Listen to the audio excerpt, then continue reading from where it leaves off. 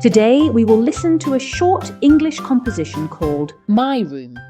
My room is not very big, but it is cozy, bright, and full of things that represent my personality. It is my favourite place in the house because I can relax, study, and enjoy my hobbies there. For me, it is a comfortable and peaceful space where I feel completely safe and happy. In the middle of the room, there is a large desk where I usually do my homework and work on creative projects.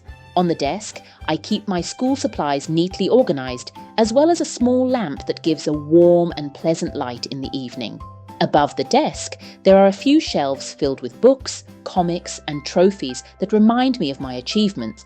Near the window, there is my bed, which is soft and comfortable. I often sit there to read adventure stories or think about my plans for the future. The window lets in plenty of natural light during the day, and I enjoy looking outside, especially when it is raining or snowing. On the other side of the room, there is a spacious wardrobe and a corner where I keep my favourite toys and board games. Sometimes my friends come over and we spend hours playing and laughing together. My room also has a small area with posters of my favourite football team and a world map on the wall.